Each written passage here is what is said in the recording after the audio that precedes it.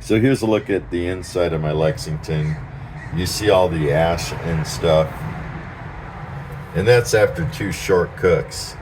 And fortunately, I have a Vivor vacuum cleaner. And also here's the big plate that goes in there. I'm gonna clean that off next. But let's turn on the vacuum.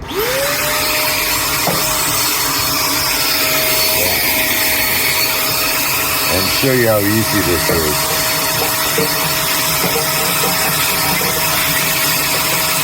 Getting the burn pot.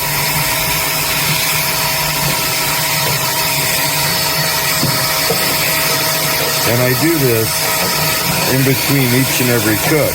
That way, no ash ever gets in the food.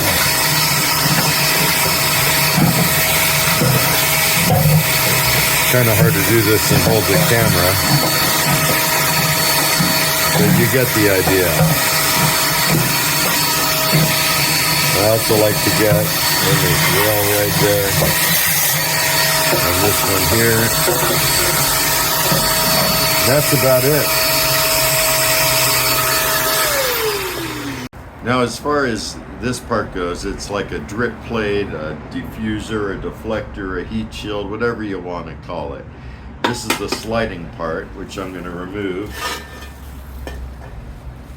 And this is the easiest way I have found to take care of this. So I have an empty trash bag. Just put that inside.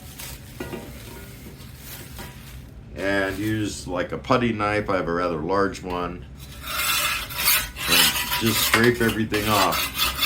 Some inevitably goes outside of the trash bag, and that's okay. I'll just vacuum it up when I'm done. But a majority goes inside. And you just want to get the major food particles and extra junk off of there. And also down in this side right here. Very important. I made sure to let this one build up with a lot of gunk so it would be easier to see on video. But usually I scrape it off like every 2 or 3 cooks.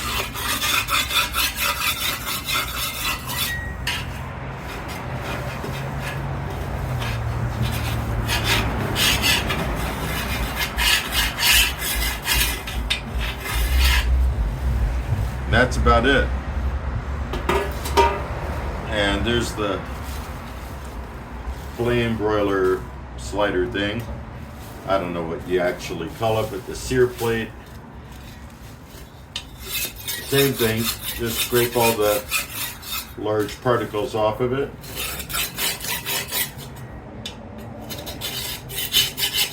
I see people trying to get theirs like totally showroom new clean, and you don't want that. You want to actually leave it like this because it's seasoned and it helps prevent rust. You could see a little rust on there, but inevitably it's going to do that, especially where I live out by the ocean.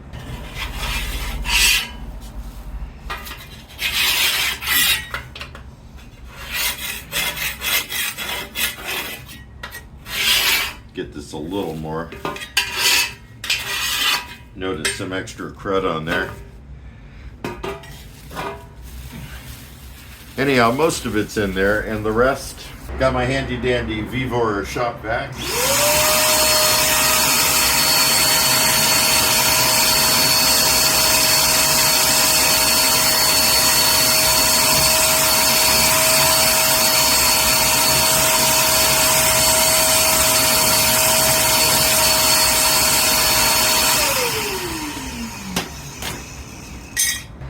Reinstall this big plate.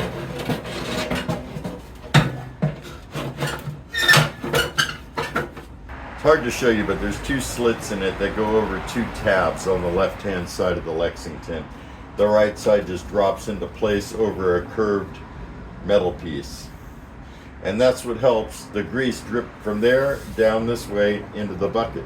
With the grill grates, you have a couple different options. One is if you have a large enough sink, you could use some super hot soapy water inside, or you could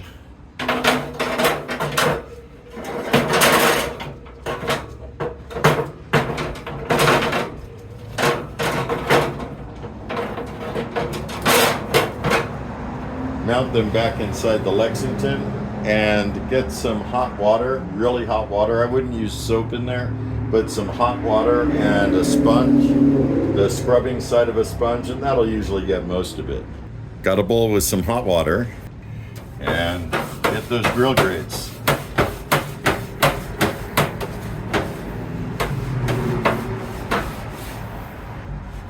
And they'll come out fairly clean. They're not going to be showroom clean. Then again, it's a barbecue. You really don't need it to be showroom clean, do you?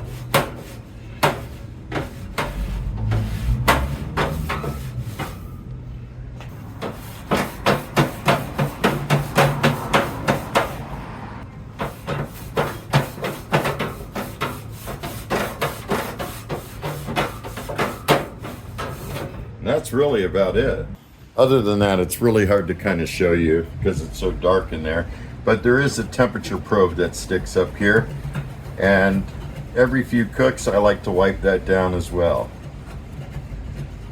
That way it gets a nice accurate reading. And all you need is really some hot water, you know? I wouldn't use any chemicals inside there. After that's all complete, I like to power it on. Set the temperature for 400 degrees. You could go hotter if you want, but 400 is pretty good. I'll let the dirty smoke come and go, and then close the lid and let it run for about a half hour.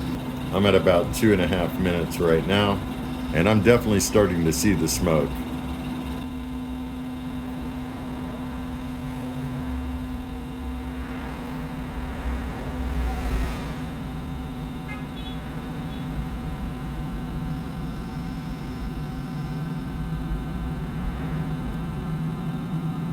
I hear the fire from the burn pot, time to close the lid. Additionally, when it's new, I was oiling the big plate in between each use, but now it has enough seasoning built up, I really don't find it's necessary. But at first, you definitely want to do that to prevent rusting. Now it's on its half-hour journey. It's been going a half hour now. At 400 degrees, it's holding. At first it went a little bit above, but backed right back down, and it took about 9 minutes from when I closed the lid for it to get to 400 degrees. At this time, always make sure you do a proper shutdown. Hold your power button, screen shuts off, and let it go. Do not unplug it.